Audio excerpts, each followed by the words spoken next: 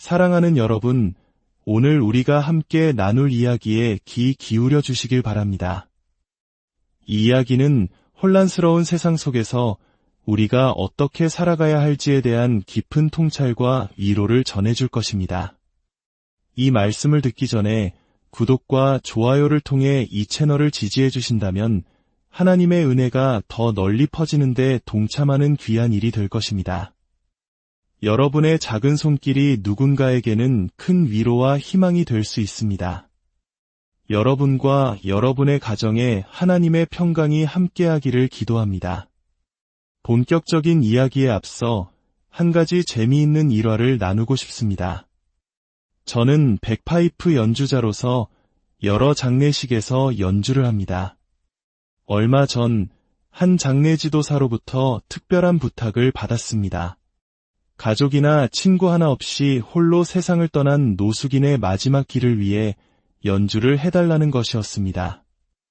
장례식은 켄터키의 외딴 시골에 있는 무연고 공동묘지에서 치러질 예정이었습니다. 문제는 제가 그 지역의 지리에 전혀 익숙하지 않았다는 것입니다. 결국 저는 길을 잃고 말았고 낯선 곳에서 길을 묻는 것을 꺼리는 전형적인 남자처럼 한참을 헤맨 끝에야 겨우 묘지에 도착했습니다. 약속 시간보다 1시간이나 늦은 뒤였습니다. 현장에 도착하니 장의사는 이미 떠났고 운구차도 보이지 않았습니다. 그곳에는 점심을 먹고 있던 인부들 몇 명만 남아있을 뿐이었습니다. 저는 늦은 것에 대해 깊이 사과하고 무덤가로 다가갔습니다. 이미 관 뚜껑은 닫혀 있었습니다. 무엇을 해야 할지 막막했지만 저는 조용히 백파이프를 꺼내 연주를 시작했습니다. 인부들은 먹던 점심을 내려놓고 제 주위로 모여들었습니다. 저는 가족도 친구도 없이 떠나는 그 영혼을 위해 온 마음을 다해 연주했습니다. 제 평생 그렇게 간절하게 연주해 본 적이 없었습니다. 제가 어메이징 그레이스를 연주하자 인부들은 눈물을 흘리기 시작했습니다. 그들이 울자 저도 눈물이 났고 우리는 모두 함께 울었습니다. 그 순간은 참으로 거룩하고 경건했습니다. 연주를 마친 저는 백파이프를 챙겨 차로 향했습니다. 고개는 숙여졌지만 제 마음은 형언할 수 없는 충만함으로 가득 찼습니다. 차 문을 열려던 순간 인부 중 한 명이 동료에게 이렇게 말하는 소리가 들렸습니다. 세상에, 이런 건 난생 처음 보네. 내가 여기서 20년 동안 정화조만 묻었는데 말이야. 자, 이제 성경을 디모데전서로 펴주시길 바랍니다. 오늘 우리는 이 책 전체를 관통하는 하나의 핵심 메시지에 대해 이야기하고자 합니다. 오늘의 주제는 바로 말의 전쟁입니다. 우리는 지금 말의 전쟁이라 불리는 시대에 살고 있습니다. 소셜미디어를 열면 수많은 의견과 주장들이 포탄처럼 날아듭니다. 사람들의 관심을 끌기 위한 무의미한 논쟁, 끝없는 비방과 다툼이 넘쳐납니다. 원수는 바로 이러한 말의 전쟁을 통해 우리가 하나님께서 주신 소명과 목적에서 멀어지도록 유혹합니다. 그것은 우리 마음의 애정을 더 가치 없는 것, 더 낮은 현실에 고정시키려는 교묘한 전략입니다. 이 전쟁에 휘말리는 순간 우리는 우리가 이 땅에 살아가는 진정한 이유를 위한 힘을 잃어버리게 됩니다. 오늘 우리가 읽는 이 편지는 사도 바울이 그의 영적인 아들 디모데에게 쓴 것입니다. 이것은 단순한 편지가 아니라 아들을 향한 아버지의 간절한 권면입니다. 바울은 디모데에게 그가 왜 살아가는지, 그리고 그의 삶을 통해 하나님께서 기대하시는 결과가 무엇인지를 가르쳐주고 있습니다. 모든 부모는 자녀를 양육하면서 그들의 정체성을 확립시켜주고 삶의 목적을 깨닫게 하며 나아가야 할 운명을 보여줄 특권과 책임을 가집니다. 우리는 끊임없이 우리 자녀들에게 그들이 누구이며 왜 살고 어디로 가야 하는지를 되새겨 주어야 합니다. 그런데 바울은 여기서 한 걸음 더 나아갑니다. 그는 디모데의 삶을 통해 하나님께서 의도하신 결과와 영향력이 무엇인지를 명확하게 정의합니다. 그 결과는 디모데전서 2장과 4장에서 찾아볼 수 있습니다. 먼저 디모데전서 2장을 잠시 보겠습니다. 바울은 디모데와 성도들에게 모든 사람을 위해 기도하고 감사하라고 권면합니다. 당시 교회는 부패한 정부 지도자들로부터 극심한 박해를 받고 있었습니다. 그러나 바울은 그 박해자들을 위해서조차 감사하라고 말합니다. 쉽지 않은 상황에서 주님의 말씀에 순종할 때 우리 안에는 다른 어떤 방법으로도 얻을 수 없는 그리스도를 닮은 성품이 형성됩니다. 쉬운 순종은 우리 안에 깊은 것을 만들지 못합니다. 오히려 고난과 역경 속에서 드리는 찬양과 감사가 우리를 성숙하게 만듭니다. 성경에서 천국의 문은 진주로 만들어졌다고 묘사됩니다. 진주는 조개가 겪는 고통과 상처 속에서 만들어지는 보석입니다. 이는 우리가 가장 힘들고 어려울 때, 가장 예상치 못한 순간에 하나님께 감사와 찬양을 드릴 때 우리 안에 그리스도를 닮은 성숙함이 자리 잡게 됨을 상징합니다. 왜 이러한 성숙함이 중요할까요? 하나님께서는 당신의 영광을 이 땅에 풀어놓기를 원하시기 때문입니다. 그분은 우리 삶에 개인적으로 또 공동체적으로 축복의 무게를 더하기를 갈망하십니다. 하지만 만약 우리 믿음의 기초에 균열이 있다면 축복의 무게가 더해질수록 그 균열은 더 커지고 결국 무너지게 됩니다. 거룩하지 않은 삶에 임하는 하나님의 축복은 그 사람을 짓누르지만 거룩하게 구별된 삶에 임하는 축복은 그 사람을 더욱 견고하게 세웁니다. 하나님은 그분의 임재와 영광의 무게를 감당할 수 있는 신뢰할 만한 한 무리의 사람들을 찾고 계십니다. 하나님의 꿈은 이 땅이 그분의 영광으로 가득 차는 것입니다. 세상의 모든 나라가 그분의 것이 되는 것입니다. 그분은 군사적인 정복을 통해 이 꿈을 이루지 않으십니다. 대신 그리스도를 닮아감으로 그분의 임재의 무게를 삶 속으로 기꺼이 감당하는 백성을 통해 그 꿈을 이루십니다. 바울이 디모데에게 역경 속에서도 모든 사람을 위해 감사하며 기도하라고 명한 것에는 놀라운 결과가 약속되어 있습니다. 4절을 보십시오. 하나님은 모든 사람이 구원을 받으며 진리를 아는 데에 이르기를 원하시느니라. 우리가 그리스도를 닮아갈 때, 우리가 반대와 비판에 흔들리지 않는 백성이 될 때, 오히려 어려움 속에서 감사할 때 하나님께서는 모든 사람이 구원받는 놀라운 역사를 이루십니다. 이제 4장 16절을 보십시오. 이 구절은 우리가 따라야 할 과정을 설명한 뒤 그 결론을 제시합니다. 내가 내 자신과 가르침을 살펴 이 일을 계속하라. 이것을 행함으로 내 자신과 내게 듣는 자를 구원하리라. 새로운 번역본에서는 이렇게 말합니다. 이 일에 꾸준히 힘쓰십시오. 그러면 그대는 자신과 그대의 말을 듣는 모든 사람을 구원하게 될 것입니다. 여러분, 이 약속이 얼마나 거대한 것인지 잠시 멈추어 생각해 보아야 합니다. 이것은 우리의 이해나 믿음의 수준을 훨씬 뛰어넘는 약속입니다. 하나님께서 말씀하십니다. 내가 이 일을 행하면 너 자신의 구원을 보장할 뿐만 아니라 내 목소리를 듣는 모든 사람의 구원을 보장할 것이다. 성경에 이보다 더 큰 약속은 거의 없습니다. 하나님은 우리를 위대한 일로 초대하시면서 그 과정이 시작되기도 전에 먼저 그 영광스러운 결과를 보여주십니다. 이는 마치 예수님께서 십자가를 참으실 수 있도록 그 앞에 있는 기쁨을 바라보게 하신 것과 같습니다. 모든 사람이 구원받는 것을 보는 기쁨. 이제 우리는 그분의 꿈을 꾸고 그분의 생각을 품어야 할 때입니다. 하지만 위대한 부르심을 방해하는 도전이 있습니다.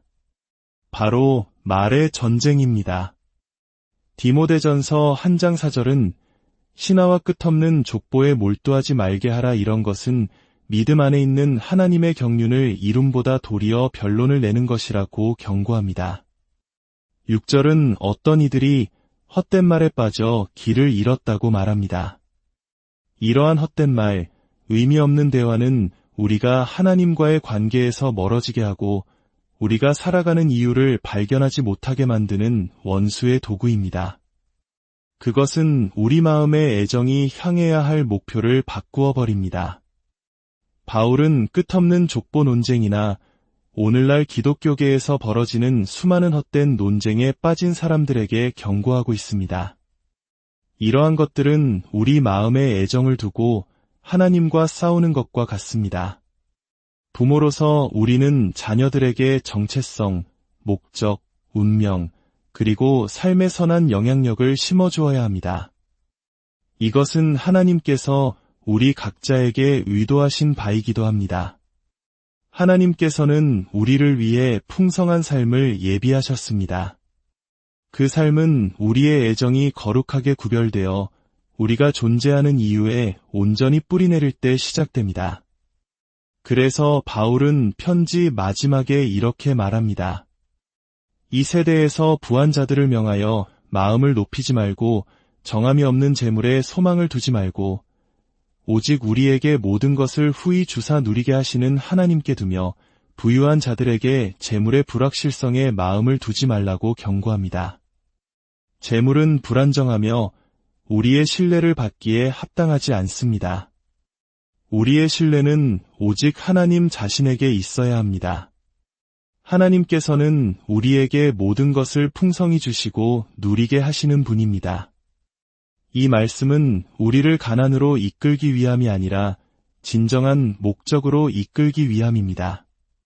하나님께서 우리 삶에 축복을 주실 때 그 축복이 우리를 하나님께 더 가까이 이끌지 못한다면 그 축복의 생명은 거기서 끝납니다. 그러나 그 축복이 하나님의 손길과 은혜로부터 온 것임을 깨닫고 그분을 향한 우리의 애정과 헌신이 깊어질 때 그 축복의 생명은 계속해서 확장됩니다. 오늘날 우리는 수많은 말의 전쟁에 직면해 있습니다. 4장 1절은 후일에 어떤 사람들이 믿음에서 떠나 미혹하는 영과 귀신의 가르침을 따르리라고 경고합니다. 6장은 말다툼과 변론에 집착하는 사람들에 대해 말하며 이로써 투기와 분쟁과 비방과 악한 생각이 나며 마음이 부패하여지고 진리를 잃어버려 경건을 이익의 방도로 생각하는 자들의 다툼이 일어나느니라고 지적합니다. 이것이 바로 말의 전쟁의 실체입니다. 바울은 경고의 배경을 이렇게 설정합니다. 보아라, 너의 운명과 애정을 차지하기 위해 싸우는 거대한 말의 장벽이 너를 향해 밀려오고 있다. 그 어떤 정치적, 사회적 위제든 개인적인 문제든 상관없습니다. 이 모든 말의 장벽은 우리가 살아가는 이유에 영향을 미치고 그들의 목소리를 내기 위해 싸우고 있습니다. 그러나 우리에게는 더 높은 부르심이 있습니다. 그것은 바로 우리를 듣는 모든 사람이 구원받는 것입니다. 그 결과를 얻기 위해 우리는 이 말의 전쟁에 얽매여서는 안 됩니다. 그것은 우리의 힘을 빼앗고 믿음을 약화시키며 목적을 재정의하게 만들 것입니다. 만약 우리가 말의 전쟁에 참여한다면 우리는 더 낮은 부르심을 받아들이게 될 것입니다. 그렇다면 우리는 어떻게 해야 할까요? 그 해답은 디모데전서에 명확히 나와 있습니다. 한 장 18절은 이렇게 말합니다. 아들 디모데야, 내가 내게 이 교훈으로서 명하노니 전에 너를 지도한 예언을 따라 그것으로 선한 싸움을 싸우라. 4장 12절은 이렇게 말합니다. 누구든지 내 연소함을 업신여기지 못하게 하고 오직 말과 행실과 사랑과 믿음과 정절에 있어서 믿는 자에게 본이 되어라. 디모데에게는 그의 나이가 문제였습니다. 하지만 오늘 우리에게는 성별, 인종, 수입, 가정 배경 등 수많은 다른 이유들이 있을 수 있습니다. 그 어떤 것으로도 하나님 안에서 당신의 자리를 폄하하게 두지 마십시오. 누구도 당신을 실격시키거나 깎아내리게 내버려 두지 마십시오. 흥미로운 점은 바울은 이에 대한 해결책으로 항의나 변호, 자기 홍보를 지시하지 않았다는 것입니다. 우리 모두에게는 비판자들이 있습니다. 우리의 사명과 하나님 안에서의 위치를 깎아내리려는 사람들이 항상 존재합니다. 그 비판에 대한 최고의 대답은 바로 예수님처럼 되는 것입니다. 바울은 말합니다. 너의 행실에서 본을 보이라. 그것이 당신이 삶을 살아가는 방식입니다. 너의 말에서 본을 보이라. 그것은 당신이 말의 전쟁 속에서 무엇을 말하고 무엇을 말하지 않을지 신중하게 선택했음을 의미합니다. 너의 믿음에서 그것은 하나님과의 관계입니다. 너의 사랑에서 그것은 사람들과의 관계입니다. 우리가 삶을 살아가는 방식 속에서 예수님이 어떤 분이신지를 보여주는 것, 그것이 바로 해답입니다. 그것이 당신을 향해 자격이 없다고 손가락질하는 사람들의 목소리를 잠재우는 방법입니다. 14절은 말합니다. 내 속에 있는 은사 곧 장로의 회에서 안수받을 때에 예언을 통하여 받은 것을 가볍게 여기지 말라. 하나님께서 말씀하실 때 그분은 창조하십니다. 누군가의 삶에 주님의 말씀이 선포될 때 그 삶을 위한 은혜가 부어집니다. 그 은혜는 말씀에 묘사된 것을 실제로 행할 수 있도록 우리에게 힘을 줍니다. 문제는 이것입니다. 한 장은 예언을 따라 선한 싸움을 싸우라고 말합니다. 이것은 무슨 뜻일까요?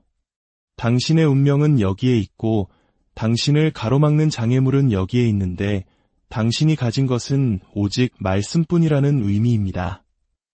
많은 신자들이 하나님께서 주시는 것으로 살아가는 법에 대해서는 책을 쓸 수 있을 정도입니다. 하나님은 관대하셔서 우리가 올바른 공동체에 속해 있기만 해도 사랑과 친절, 축복을 끊임없이 부어주십니다. 하지만 당신이 태어난 진정한 이유는 당신의 마음 깊은 곳에 있으며 그것은 예언의 말씀을 통해 수면 위로 떠오릅니다. 그 부르심은 당신의 상상을 초월하며 당신 스스로는 결코 설정할 수 없는 것입니다. 그것은 당신의 꿈의 성취가 아니라 당신의 꿈보다 더 큰 것입니다. 그 약속의 말씀을 받을 때 당신에게는 책임이 생깁니다. 하나님께서 당신의 목적과 운명을 선포하셨지만 그것은 보장된 것이 아닙니다. 그것은 오직 마음의 간절한 소망을 통해 성취됩니다. 마치 아이를 낳지 못하던 한나가 아이를 위해 부르짖었던 것처럼 말입니다. 그녀는 성전에서 하나님과 단둘이 있을 때 모든 체면을 내려놓고 목소리를 높였습니다. 엘리 제사장은 그녀가 술에 취했다고 생각했지만 사실 그녀는 열정에 취해 있었고 굶주림에 취해 있었습니다. 그녀는 마침내 아들을 얻었지만 그녀 안에는 나는 아이를 낳기 위해 태어났는데 지금의 불임이라는 현실은 결코 받아들일 수 없다는 강한 외침이 있었습니다. 그녀는 마음과 영혼에서 우러나오는 열정을 검처럼 사용하여 불임이라는 장애물을 베어냈습니다. 우리 각자의 안에도 당신이 조용히 홀로 있을 때 증언하는 무언가가 있습니다. 나는 이보다 더 큰 것을 위해 태어났어. 나는 이보다 더 위대한 삶을 위해 태어났어. 그 부르심은 당신 스스로 꾸는 꿈보다 크고 당신의 기도 목록에 오를 만한 것보다 훨씬 더 큽니다. 이제 하나님께서 말씀하신 것을 붙잡고 싸우는 법을 배우십시오. 우리는 싸움을 통해 강해지고 성숙해지며 믿음의 균열이 치유됩니다. 그때 비로소 주님은 당신의 꿈, 즉 그분의 임재와 축복, 영광의 무게를 우리 위에 풀어놓으실 수 있습니다. 그 무게에 짓눌리는 것이 아니라 오히려 그것으로 인해 굳건히 세워지는 백성이 될 수 있습니다. 15절은 말합니다. 이 모든 일에 전심전력하여 너의 성숙함을 모든 사람에게 나타나게 하라. 그리고 16절에서 다시 한번 강조합니다. 내가 내 자신과 가르침을 살펴 이 일을 계속하라. 바울은 에베소의 사도적 지도자인 디모데에게 말합니다. 내 자신을 돌보라. 이 말은 거의 불경하게 들릴 수 있지만 여기에는 거룩한 자기중심성이라는 원리가 있습니다. 이기적이거나 모든 것이 우리 중심으로 돌아가야 한다는 의미가 아닙니다. 가뭄이 들었을 때 거대한 나무들은 매일 수백 리터의 물을 빨아들입니다. 우리는 그 나무를 보며 이기적인 나무 같으니 라고 말하지 않습니다. 그 나무는 다른 이들에게 그늘과 열매를 제공하기 위해, 즉 자신이 존재해야 하는 이유를 다하기 위해 깊은 땅 속에서 필요한 것을 끌어올리도록 설계되었습니다.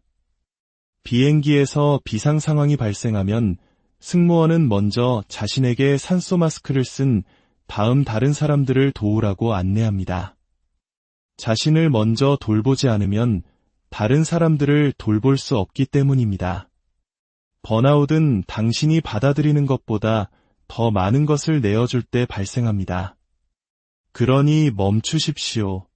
우리에게 많은 책임이 있다면 우리에게는 받을 더 큰 책임이 있습니다.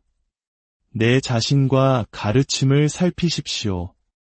이 디모데에게 보낸 편지는 어쩌면 그 어떤 세대보다 지금 이 시대를 살아가는 우리에게 보내는 개인적인 편지일지도 모릅니다. 왜냐하면 우리는 전례 없는 말의 전쟁과 헛된 말들, 주의를 산만하게 하는 개념과 사상들 속에서 살아가고 있기 때문입니다. 진리는 그렇게 복잡하지 않습니다. 예수님을 섬기는 것은 복잡하지 않습니다. 어려울 수는 있지만 복잡하지는 않습니다. 그분은 주님이시기에 첫 번째가 되셔야 합니다. 그분이 말씀하시는 것을 행하면 됩니다. 문제는 우리가 헛된 말과 성경에 반하는 사상들을 받아들이고 마음속에서 되새길 때 복잡해집니다. 우리의 애정은 더럽혀지고 다른 방향으로 끌려가며 우리가 살아가는 이유를 잊게 됩니다. 그리고 우리가 살아가는 이유를 잃으면 우리를 듣는 모든 사람이 구원받을 것이라는 우리의 영향력은 위태로워집니다. 하나님은 디자인의 하나님이십니다. 창조자 없이는 창조물이 존재할 수 없듯이 디자이너 없이는 디자인이 존재할 수 없습니다. 우리가 섬기는 하나님은 당신을 중대하고 영원한 목적으로 디자인하고 이임하고 빚으셨습니다.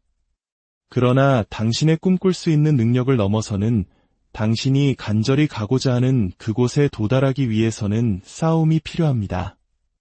그것은 사람들과의 싸움이 아닙니다. 그것은 하나님께서 당신의 삶에 대해 무엇이라고 말씀하셨는지를 붙들고 버리는 당신의 운명을 위한 싸움입니다. 성경에서 제가 가장 좋아하는 구절 중 하나는 모세에 관한 것입니다. 그가 산에서 본 양식대로 성막을 지었더라. 모세는 하나님의 영광 속에서 몇 주를 보내며 하나님께서 짓기를 원하시는 것의 패턴을 보았습니다. 그가 산에서 내려왔을 때 이스라엘 백성은 어리석은 황금 송아지를 숭배하고 있었습니다. 우상 숭배와 부도덕, 온갖 쓰레기 같은 일들이 벌어지고 있었습니다. 그러나 성경은 그가 성공적으로 산 위에서 본 것을 지었다고 기록합니다. 다시 말해 그 비전과 모순되는 주변 상황이 그 비전에 영향을 미치지 못했다는 것입니다. 명령과 반대되는 환경이 그 명령에 영향을 주지 못했다는 것입니다. 우리는 종종 하나님으로부터 위대한 약속을 듣지만 싸움에 직면하면 그 예언이 틀렸나 봐. 몇 년이 지났는데도 아무 일도 일어나지 않았어. 이건 하나님의 뜻이 아닌가 봐라고 말하며 포기합니다. 우리는 산 위에서 들었던 바로 그것을 골짜기에서 재정의해버립니다. 여러분은 지극히 중요한 무언가를 위해 태어났습니다. 저는 이 자리에 있는 모든 분들이 홀로 있는 시간을 통해 당신 안에 있는 그것이 활성화되기를 바랍니다. 그래서 돌파구가 없는 불편함보다 그것을 추구하는 과정의 불편함이 더 낫다고 느끼게 되기를 바랍니다. 우리는 이것을 위해 태어났습니다. 우리 삶의 의도된 결과는 우리를 듣는 모든 사람이 그리스도께로 나아오는 것입니다. 얼마나 놀라운 꿈입니까? 당신이 시간을 보내는 모든 이웃이 그 은혜의 영향력 아래 들어와 당신 안에 가득한 예수님을 알고 싶어 갈망하게 되는 것. 당신이 영향력을 미치는 직장의 모든 사람이 예수님을 알고 싶어 하는 것. 이것이 바로 하나님의 꿈입니다. 아버지 하나님, 이 말씀을 듣는 모든 심령 위에 하늘의 지혜와 능력을 부어주시옵소서. 우리 삶을 향한 주님의 말씀을 듣는 은혜를 주시고 모세가 가졌던 것처럼 어떤 환경 속에서도 그 말씀을 잊지 않고 부인하지 않으며 주께서 말씀하신 것을 굳게 붙잡는 은혜를 허락하여 주시옵소서. 이 믿음의 가족들의 마음에 그러한 헌신과 집중, 결단을 심어주시기를 우리 주 예수 그리스도의 이름으로 간절히 기도합니다.